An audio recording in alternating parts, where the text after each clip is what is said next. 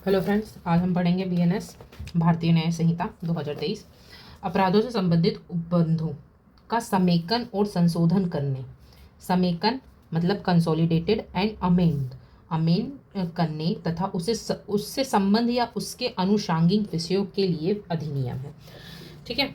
भारत गणराज्य के 74वें वर्ष में संसद द्वारा निम्नलिखित रूप से यह अधिनियमित हो।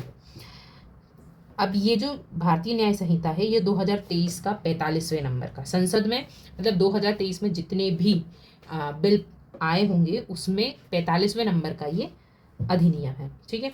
राष्ट्रपति की स्वीकृति इसको मिली है 25 दिसंबर 2023। मतलब हम इसको लिख सकते हैं बीएनएस, ठीक है, 2023। अब कौन से नंबर का है ये? 45वें नंबर का। ठीक। राष्ट्रपति की स्वीकृति कब मिली है इसको? राष्ट्रपति की स्वीकृति मिली है 25 दिसंबर 2023 को। ठीक है। और ये लागू कब से हुआ है भारत में? तो भारत में ये लागू हुआ है 1 जुलाई 2024 से। ठीक है। अब इसको पढ़ने का तरीका, अपराध से संबंधित उपबंधों। अपराध से संबंधित मतलब उपबंध कौन से? सिर्फ एक ये एक्ट नहीं है, और भी बहुत सारे एक्ट हैं जिसमें अपराधों को परिभाषित किया गया है, उसमें उसकी सजा बताई गई है। तो उपबंधों का समेकन, समेकन मतलब पूरा नहीं आया है, कुछ कुछ चीज़ों को लेकर बीएनएस में डिफाइन किया गया और उसकी सजा दी गई, सजा बताई गई है। संशोधन मतलब अमेंड किया गया करने तथा उससे संबंध या उसके अनुषांगिक विषयों के लिए ये अधिनियम है। ठीक है। अब इसका संक्षिप्त नाम, प्रारंभ और लागू होना।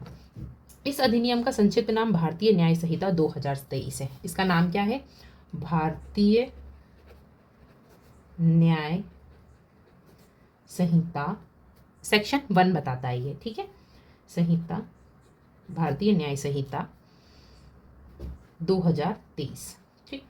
अब यह उस तारीख को प्रवर्त होगा जो केंद्रीय सरकार राजपत्र, राजपत्र मतलब गजेटेड द्वारा, राजपत्र में अधिसूचना द्वारा नियत करे, और इस संहिता के भिन्न भिन्न उपबंधों के लिए भिन्न भिन्न तारीखें नियत की जा सकेगी। मतलब इस संहिता के भिन्न भिन्न, इस संहिता मतलब ये जो बेयर एक्ट है इसमें जितने भी सेक्शन दिए हुए हैं उस सेक्शन के भिन्न भिन्न पार्ट, भिन्न भिन्न मतलब जैसे कभी शरीर के विरुद्ध अपराध, ठीक है, प्रॉपर्टी के विरुद्ध अपराध, ये जितने भी अपराध हैं इनके अलग अलग जो उपबंध हैं, अलग अलग जो चैप्टर हैं, उनको भिन्न भिन्न तारीखों पर भी लागू किया जा सकता है। ठीक है। प्रत्येक व्यक्ति इस संहिता के उपबंधों के प्रतिकूल प्रत्येक कार्य या लोप के लिए जिसका वह भारत के भीतर दोषी होगा इस संहिता के अधीन दंडनीय होगा, अन्यथा नहीं। प्रत्येक व्यक्ति, प्रत्येक व्यक्ति मतलब इसमें नागरिक और अनागरिक, मतलब जो व्यक्ति नागरिक है, पहला उपबंध, पहला उपबंध हमें क्या मिला कि इसका पहला नाम। दूसरा हमें ये पता चला कि सेक्शन 1 के सब सेक्शन 2 में क्या दिया हुआ है, ये दिया हुआ है कि ये राजपत्र में जिस दिन लागू निकलेगा, राजपत्र में अधिसूचना द्वारा, ठीक है, अधिसूचना द्वारा। और नेक्स्ट पार्ट, एक इंपॉर्टेंट पार्ट, भिन्न भिन्न उपबंध को भिन्न भिन्न तारीखों पे लागू किया जा सकता है या नियत की जा सकेगी। ठीक है। भिन्न भिन्न उपबंध भी हो सकते हैं, अलग अलग भी और एक साथ भी। भिन्न भिन्न उपबंध और भिन्न भिन्न तारीखों पर।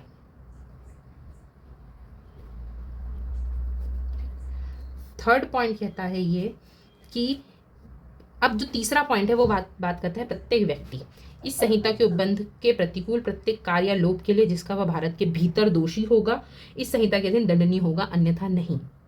प्रत्येक कार्य या लोप मतलब कोई काम करके अपराध किया या कोई काम ना करके अपराध किया है तो जिसके लिए वह भारत के भीतर दोषी होगा इस संहिता के अधीन दंडनीय होगा। तो भारत के भीतर किसके लिए? प्रत्येक व्यक्ति, व्यक्ति इंक्लूड्स नागरिक, नागरिक, अनागरिक। ठीक है। दोनों भारत के भीतर। ठीक है। भारत के भीतर प्रत्येक व्यक्ति किसी कार्य या लोप के लिए जिसका वह भारत के भीतर दोषी होगा इस संहिता के अधीन दंडनीय होगा, अन्यथा नहीं। भारत से परे किए गए किसी अपराध के लिए, भारत से परे, अभी ये भारत के भीतर की बात कर रहा था, ठीक है, भारत से परे किए गए किसी अपराध के लिए कोई व्यक्ति भारत में तत्समय प्रवर्त किसी विधि या विचारण के लिए दायी है। भारत से परे किए गए किसी कार्य के लिए इस संहिता के उपबंधों के अनुसार ऐसा बरता जाएगा मानो वह कार्य भारत के भीतर किया गया है। इस संहिता के उपबंध भारत से बाहर और परे किसी स्थान में भारत के नागरिक द्वारा, अब भारत के भीतर, ये हो गया फोर्थ पॉइंट में भारत के बाहर। अब भारत के बाहर अगर किसी ने कोई क्राइम किया है तो वो कौन सी कंडीशन है जिसमें वो लाइबल होगा या फिर वो आरोपी होगा? भारत के बाहर अपराध की स्थिति में, भारत के बाहर अपराध की स्थिति में पहला कंडीशन वह भारत का नागरिक हो, भारत का नागरिक है, बाहर या परे, ठीक है। दूसरा, भारत में रजिस्ट्रीकृत किसी पोत, अब किसी पोत पर व्यक्ति द्वारा, तो व्यक्ति में तो नागरिक और अनागरिक दोनों इंक्लूड्स हैं। तीसरा, भारत में अवस्थित किसी कंप्यूटर संसाधन को लक्ष्य बनाकर भारत से बाहर और परे किसी व्यक्ति द्वारा, पोत हो गई और किसी कंप्यूटर, ठीक है। ये समझ में आ गया, ठीक है। अब उसके बाद है और कुछ स्पष्टीकरण। इस धारा में अपराध शब्द के अंतर्गत भारत से बाहर किया गया ऐसा प्रत्येक कार्य जो यदि भारत में किया गया होता तो इस संहिता के अधीन दंडनीय होता। इसका अर्थ ये होता है कि यदि किसी व्यक्ति द्वारा कोई अपराध बाहर किया गया है परंतु यदि वह अपराध भारत के अंदर किया जाता तो क्या भारत की जो सरकार है, भारतीय गवर्नमेंट जो है, इंडियन गवर्नमेंट, उस अपराध के लिए दंड देने के लायबल होती, दंड दे सकती थी? यदि हाँ, तो भारत के बाहर भी वह कार्य ऐसा ही माना जाएगा कि उसने भारत के भीतर अपराध किया हो, अगर वह किसी ऐसे व्यक्ति द्वारा किया जाता जो भारत का नागरिक है।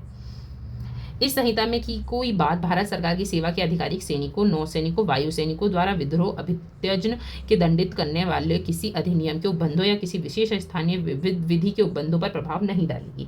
इसका मतलब ये है, जो मार्शल लॉज होते हैं, मार्शल लॉ जो बना हुआ है, जो भी सैनिकों द्वारा या किसी भी ऐसे व्यक्ति द्वारा जो डिफेंस में या फिर किसी भी सैनिक कार्यबल में लगा हुआ है या उसमें अपॉइंटेड है और उसके द्वारा कोई अपराध किया जाता है तो उसके अपराध को दंडित करने के लिए जो भी लॉ बना हुआ है ये उस पर इफेक्ट नहीं डालेगी। अब हम आते हैं परिभाषा पर।